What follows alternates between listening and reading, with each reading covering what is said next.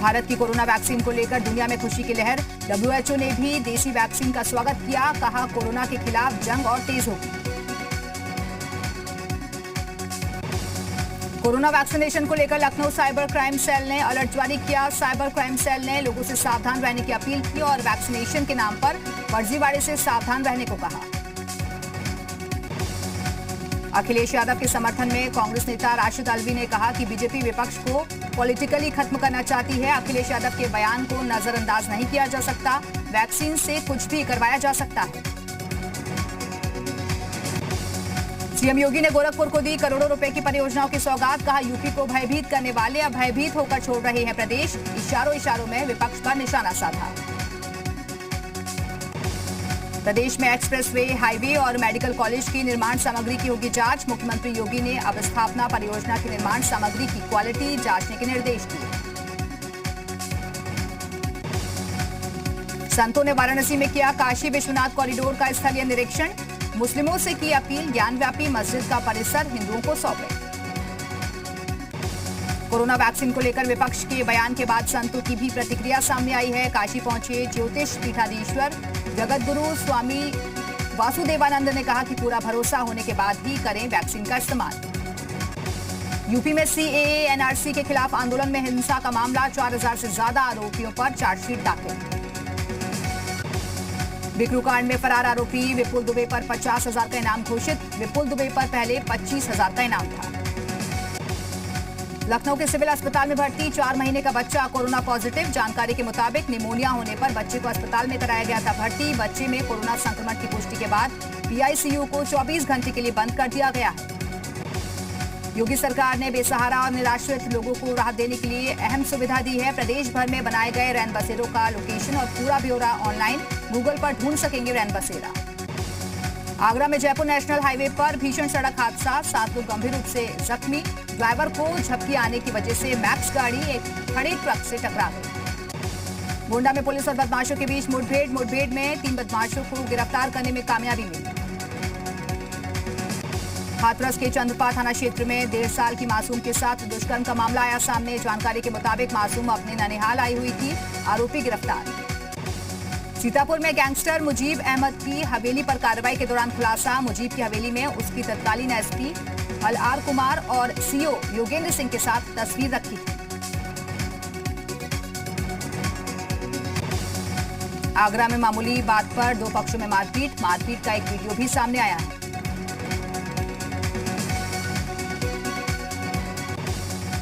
ललितपुर में युवती ने घर में ही फांसी लगाकर दी जान। पुलिस मामले की जांच में जुटी।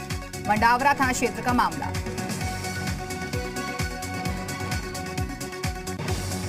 गाजियाबाद से बुकिंग लेकर मेरठ आए वाहन मालिक की गोली मारकर हत्या। शव को तेजाब से जलाने की भी कोशिश की गई। अज्ञात बदमाशों के खिलाफ मुकदमा दर्ज। मेरठ में महिला आग लगने से झुलसी।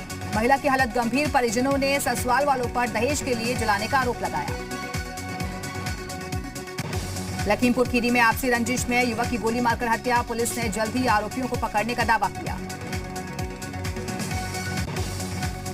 ऊधम सिंह नगर की खटीमा पुलिस की नशा तस्करों पर कार्रवाई। 1 किलो चरस बरामद, एक आरोपी गिरफ्तार। ऊधम सिंह नगर के केलपुरा वन रेंज में लाखों की सागौन लकड़ी पकड़े जाने का मामला। DFO ने SDO को जांच अधिकारी नियुक्त किया। प्रतापगढ़ में कैबिनेट मंत्री राजेंद्र प्रताप ने अखिलेश यादव पर निशाना साधा। मंत्री ने कहा कि वैक्सीन लगवाएं या ना लगवाएं, लेकिन वैक्सीन को लेकर राजनीति ना हो।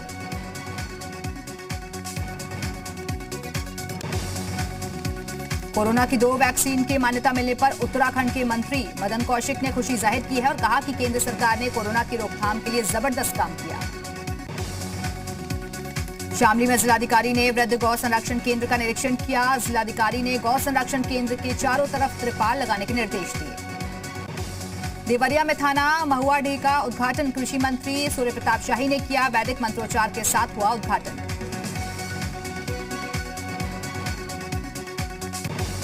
गोंडा में क्रांति उपवन पार्क के शिलान्यास कार्यक्रम का आयोजन। कैसरगंज के सांसद ब्रजभूषण शरण सिंह मौजूद रहे।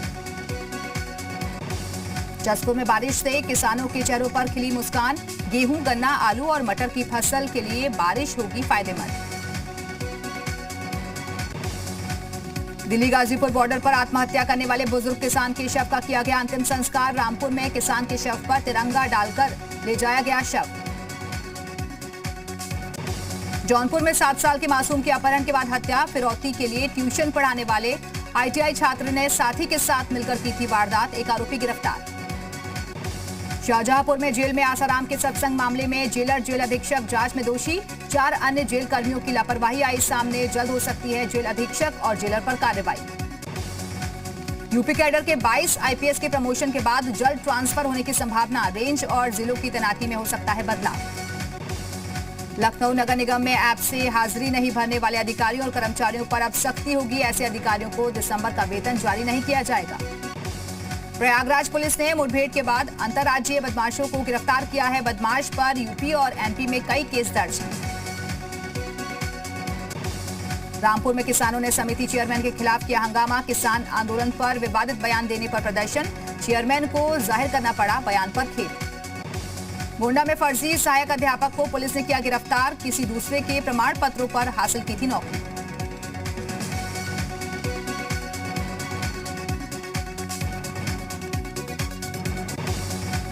गाजीपुर में विधायक सुनीता सिंह ने नवली धान खरीद केंद्र का निरीक्षण किया। इस दौरान विधायक ने किसानों से बातचीत कर उनकी समस्याएं जानी। मुरादाबाद में फास्ट फूड शॉप में सिलेंडर लीक होने से भीषण आग लग गई। पुलिसकर्मियों ने कड़ी मशक्कत के बाद आग पर काबू पाया। बहराइच में 2 घरों में भीषण आग लगने से भारी नुकसान हुआ है। कड़ी मशक्कत के बाद आग पर काबू पाया जा सका। आग लगने का कारण अभी तक नहीं पता चल सका है। फिरोजाबाद में सिरसागंज सब्जी मंडी में भीषण आग लगने से 30 अस्थायी दुकानें जलकर राख हो गईं। घंटों की मशक्कत के बाद दमकल की गाड़ियों ने आग पर काबू पाया। लद्दाख में चीन के साथ तनाव के बीच अरुणाचल प्रदेश पहुंचे सीडीएस बिपिन रावत। चीन से सटी सीमाओं का किया दौरा। कहा भारतीय सैनिकों से लड़ने वालों को कर दिया जाएगा नष्ट। भगौड़े जाकिर नाइक का एक और विवादित बयान। पाकिस्तान में मंदिर तोड़े जाने की वारदात का किया समर्थन। महाराष्ट्र में औरंगाबाद का नाम संभाजी नगर रखने पर शिवसेना की कांग्रेस से ठनी। संजय निरुपम बोले क्या नाम बदलने से हो जाएगा विकास।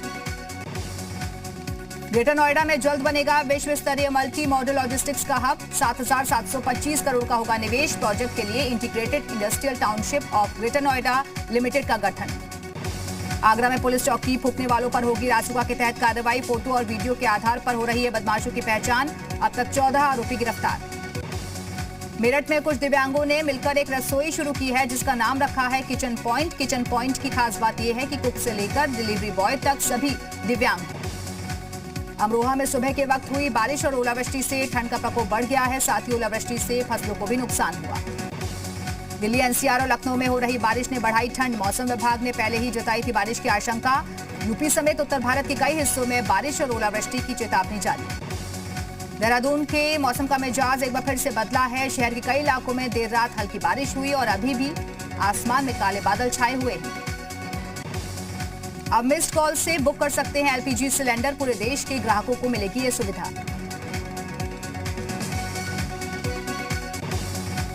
1 फरवरी से दिल्ली एयरपोर्ट से उड़ान भरना पड़ेगा महंगा। देना होगा नया चार्ज।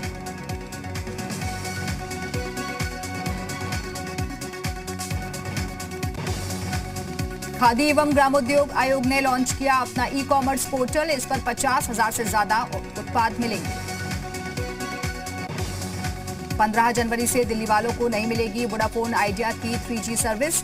मोबाइल नंबर 4G पर पोर्ट कराने की अपील।